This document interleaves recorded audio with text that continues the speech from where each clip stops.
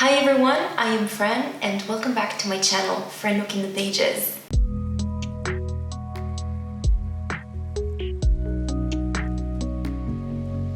First and foremost, Happy New Year to you all. I hope that your 2023 started as well as mine did. 2022 was definitely a very exciting year for me personally.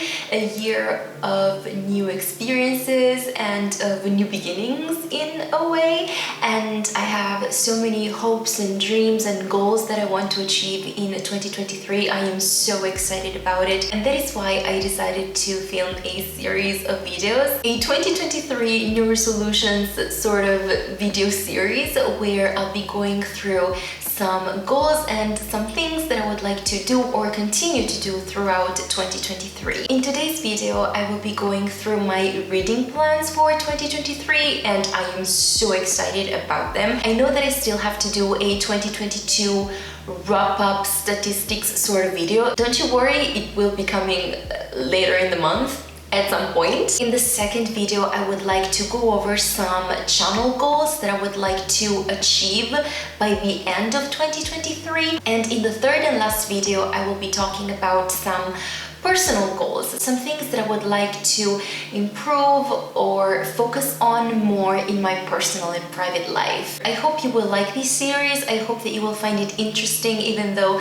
not all the videos will be book related, but I love the beginning of a new year. It makes me always so optimistic and full of energy and ideas and things that I want to do. It's literally like you're turning the page and starting a new chapter. So that's why I'm doing this. I truly hope that you will like these videos, and I also hope that perhaps we can start a discussion in the comments. You can tell me about your goals, what you think about mine, and we can just chat about it. But without further ado, let's just begin and talk about my reading plans for 2023. Of course, it wouldn't be a New Year reading goals video without mentioning the Goodreads challenge, because as book nerds, we love our Goodreads reading challenge. We all do. For 2023, I decided to do something that I have never done before, and I want to be completely transparent here. It's something that I have criticized in the past, but now I'm kind of reevaluating it. I'm seeing why it would make sense to do such a thing,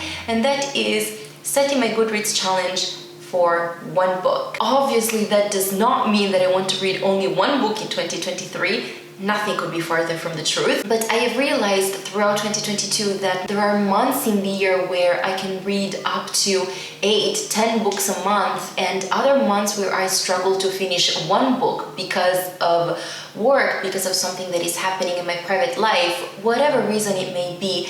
It is not constant throughout the year. I don't want to see that I'm 2 or 3 books behind, and so if I'm reading a longer book that it's taking me longer, then I put it aside, start something else. Ideally, on average, I would like to read 5-6 books a month, so throughout the year that would be around 60-70 books, but I don't want that number on the Goodreads challenge to stress me out. So I'm going to set my Goodreads challenge at one book to be read throughout 2023, even though we all know that that is not going to be the case. That is not going to be my real reading challenge. Moving forward, we go more into the books that I would like to read, the kind of books, the format, and so forth. You should all know by now that I'm an avid audiobook listener. I love listening to audiobooks so much. It might be one of my favorite ways to consume stories, to absorb stories. So I wouldn't mind if around 40% of the books that I read in 2023 were audiobooks. I know it seems like a lot, and it kind of collides with another goal that I have for 2023, and I'll get to that later. But I do listen to a lot of audiobooks. Every morning I run, every morning while I run, I listen to an audiobook because I just love doing that. It's one of my favorite parts of the day, and I want to keep on doing that every single day, and that means listening to a lot of audiobooks. Even though I listen to the original speed, I don't do ×2 or 2.5.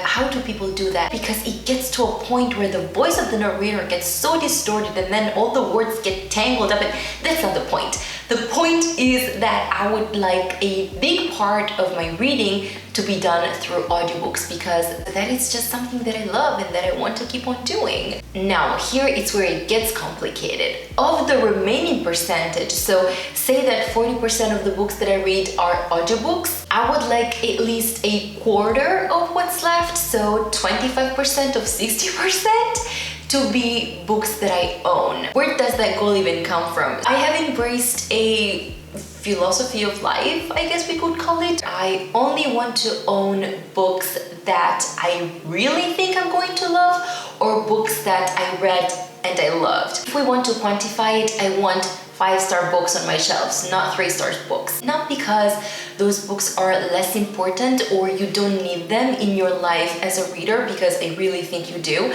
but I do not want to physically own them. So I want to own books that I read and loved, or books that I really, really think I'm going to love. Also, last month, my mom sold her house. She's moving, and so when I went home for Christmas, we had to pack everything up. All my books are in boxes, all the books that I bought and read when I was a teenager up until I was 20 years old, more or less.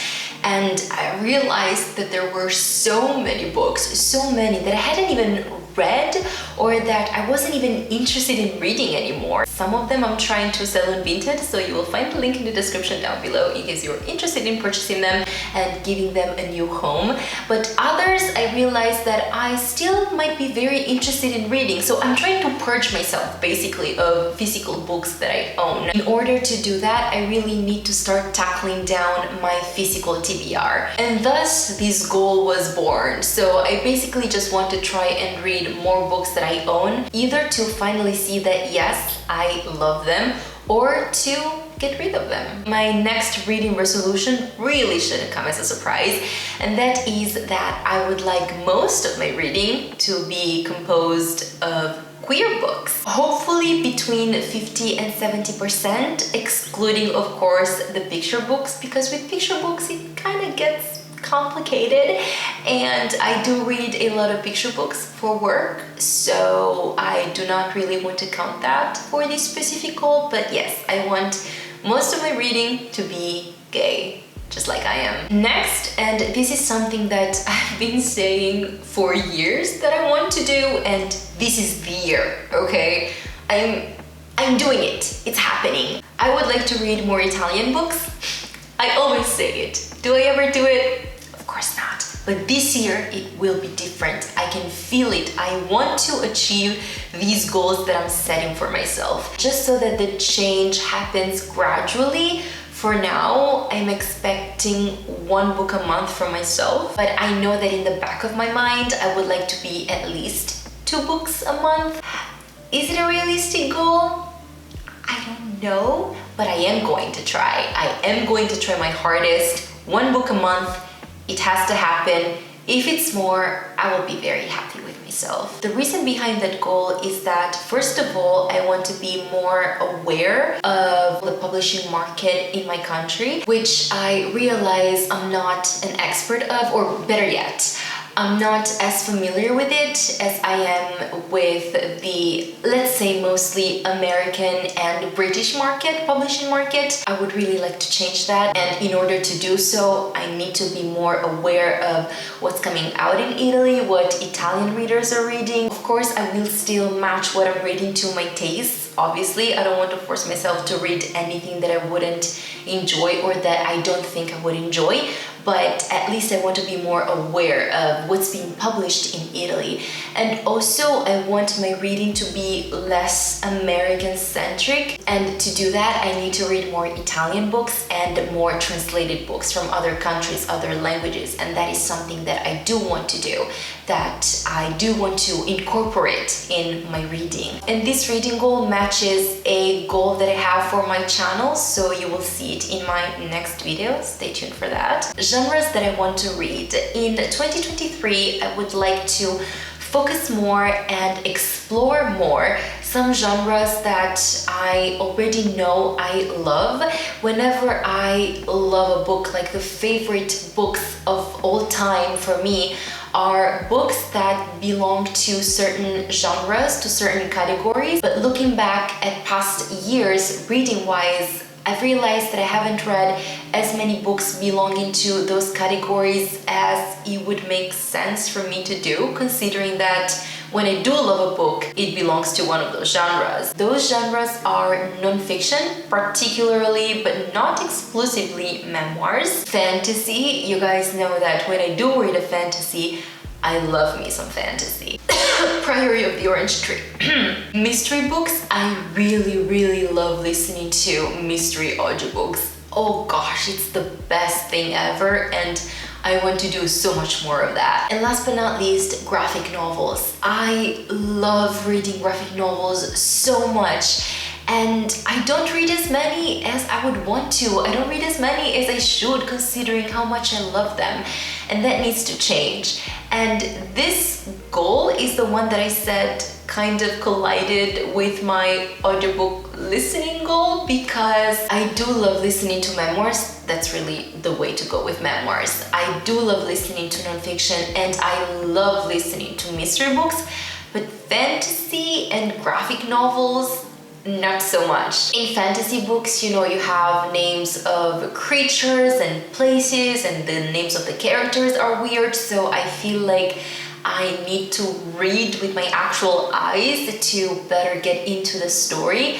And it is a very weird experience listening to graphic novels. I've done it a couple of times and I loved it both times, but I always feel like there's something missing, and I would also want to read, like flip through the graphic novel with my eyes, to look at the pictures, to look at the drawings and stuff. So that is something that cannot really be done exclusively as an audiobook. So as I've said, it kind of collides with my other goal, but you know, it can still be done. I can still work my way around it and make it work. And the last thing that I would like to mention in this video is not quite a reading goal, but it is about my reading, and that is that, again, I've said it so many times in past years, I'm going to say it again, and this year I hope I can follow through with it.